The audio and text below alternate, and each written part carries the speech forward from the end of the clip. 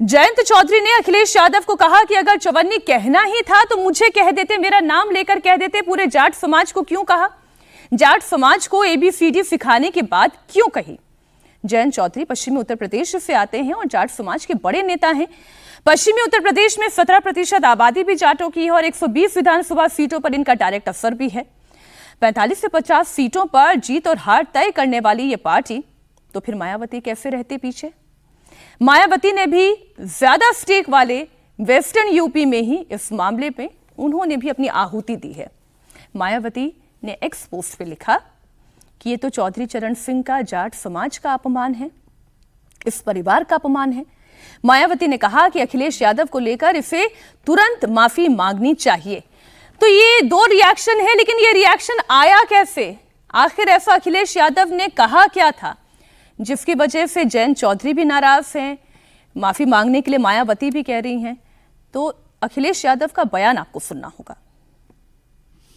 कुछ गठबंधन भी ऐसे किए हम लोगों ने, जाने कहां से आ गए थे गठबंधन वाले।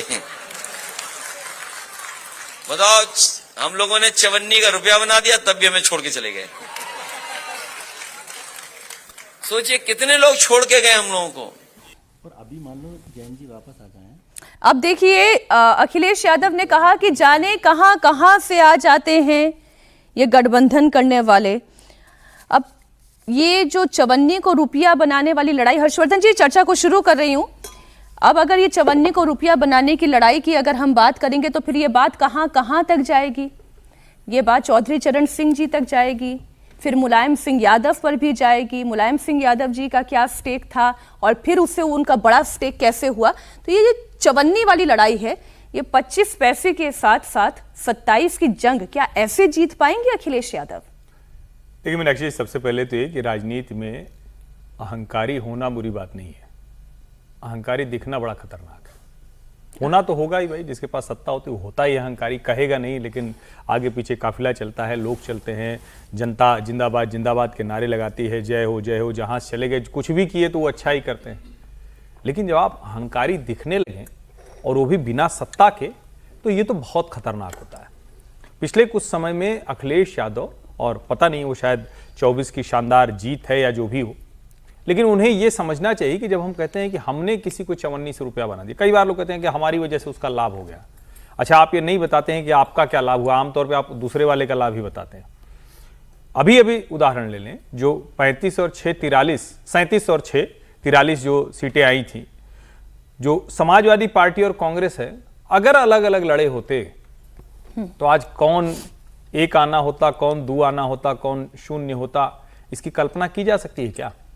कमाल की बात यह है कि इसी अंदाज में कांग्रेस और समाजवादी पार्टी भी एक दूसरे को आजमा रहे हैं।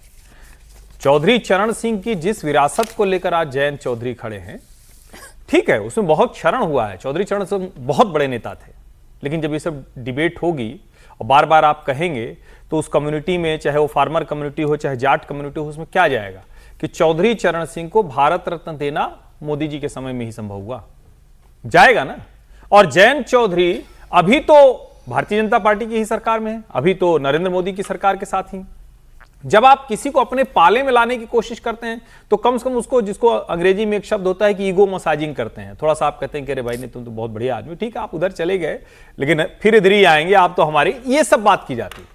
जब आप इस अंदाज में बोलते हैं तो कौन कूदा? मायावती जी कूदी।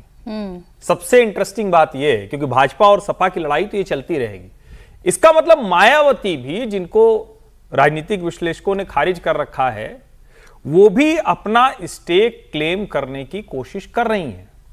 और मैं पहले भी कहता रहा हूं कि ये मायावती एक ऐसी, राजनीतिक तौर पर एक ऐसी शख्सियत है अभी उत्तर प्रदेश में जो न्यूट्रल पॉइंट है जी। पॉलिटिक्स में न्यूट्रल पॉइंट बड़े कम होते हैं ना। अच्छा, जो अखिलेश का समर्थक है वो घनघोर वाला, वो भाजपा का समर्थक हो जाए, इसकी संभावनाएं बड़ी न्यूनतम होती हैं। प्रोबेबिलिटी का जो सिद्धांत होता है, प्रायिकता का बड़ा कम हो जाता है। भाजपा का जो कट्टर वाला समर्थक है, भले मोदी जी ने पद्म भूषण दे दिया मुलायम सिंह यादव को, लेकिन देखते ही सपा का झंडा वो चिढ़ जाता है। मायावती का इस वक्त नीला झंडा, हाथी निशान ऐसा है जिससे कोई चिढ़ नहीं रहा है, जो न्यूट्रल पॉइंट है।